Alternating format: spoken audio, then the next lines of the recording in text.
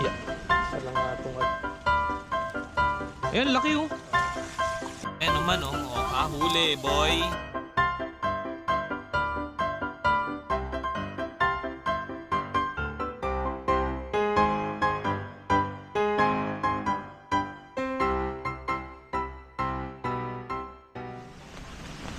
Kahit umabagay na mimingwit kami ngayon, dito kami sa Minahara Resort sa Tansa, Cavite.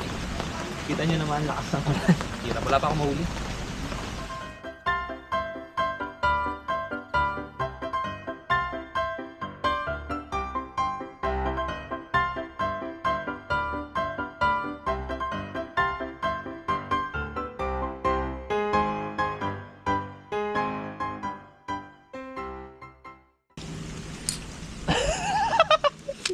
Para akong baliw. Naiipit dun eh. Ay, hindi ko pa pala nahaba dito. Tangangot. Hindi mo na ipasok sa lahat ng butas. Napasok ko lahat ng butas. Pasok lahat? Pasok naman siya. Ihaba mo muna. Tanga-tangangot. Yan yung pamingwit ko. Isang oras na yun dyan, wala pa rin nahuhuli. Hawakan mo muna gano'n. Baka pala kayong makuha ko. Kahit isang hito lang, pampalakasan ng loob, no? Paano lang? Habang nag-aantay kami ng bingwit, lilipot muna ako dito. Dito pala sa Nara Resort, again sa Tansa, Cavite lang. Sa gitna ng fish pond, ayan. May mga pool. Tapos separate yung bayad nila ng pool tsaka ng pamimingwit. So kapag tanghali kayo pumunta, minsan napapakiusapan ng 100 pesos na lang ibayad kapag mamimingwit kayo. Tapos pag may nahuli kayo, syempre ibabayad. 100 pesos sa ata or 150. Depende yun sa usapan nyo. So naglibot-libot muna ako at ito yung entrance sila. Ayan. Pag nakita nyo yung dilaw na yan, dyan kayo papasok. Tapos kita nyo itong mga to. Dito ka na mismo mamimingwit. So pwede mong itabi dito yung sasakyan mo. Tapos libre itong mga upuan na to dito. Yeah. Pala, ang laki na na-discount ko kanina kasi 5 kaming adults, 500 dapat yon, 800 yung cottage. Pero ang binayaran ko na lang lahat-lahat 800 pesos. Kasama na yung entrance tsaka yung cottage to. Kasi nga ulan naman. Kami lang yung tao dito. Doon sa park na yon may shower area. Tapos doon yung mismong yung matanda na mag-asawa, sila yung may-ari dito. Punta na kami nung nakaraan dito. Ang problema, hindi pala sila nagpaparenta ng pamingwit. So bumili muna akong pamingwit. After ilang days, bumalik kami dito. Kasi wala naman kami mahuli. Noah, come here! Yan.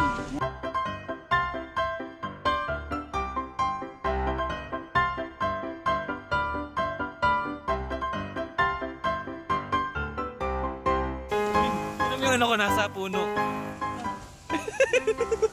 Ayan naman oh, huli boy. Kunin lang namin yung pamingwit ko nandun. Pag-agis ko sa puno. Ang gaata gustong kunin eh.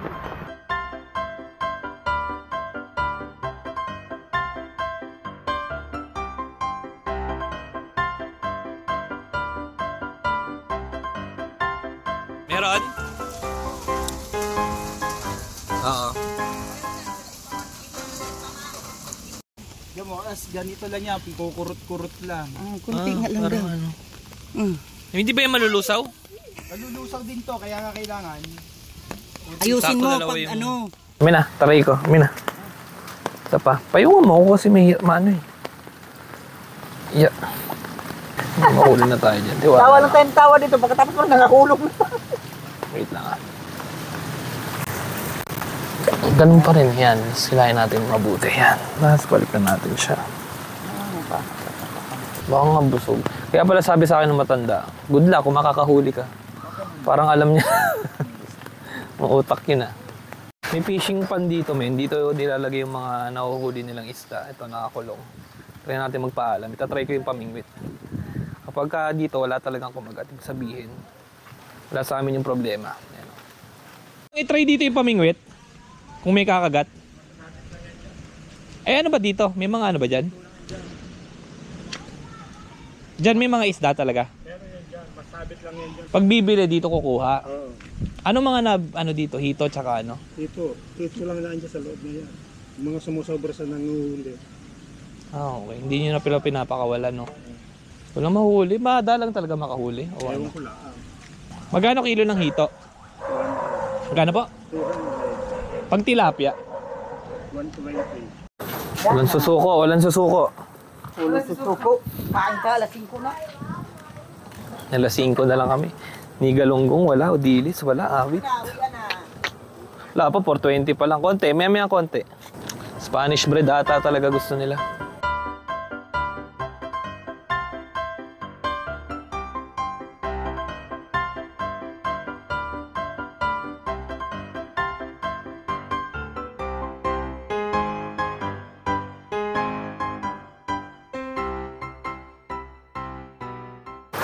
Dalawang oras na kami mahigit, wala kami mahuli. Leche. Sayang ang effort, naulanan pa. Yun na nga, pauwi na kami, mga kaibigan. Wala kami nahuli, pero babalik kami dito. Pero yun nga, kung di ka pa nakasubscribe, don't forget to hit the subscribe button at notification bell para mag-updated ka sa mga future camping, fishing, at short travel videos ko. Yun na lang, peace out.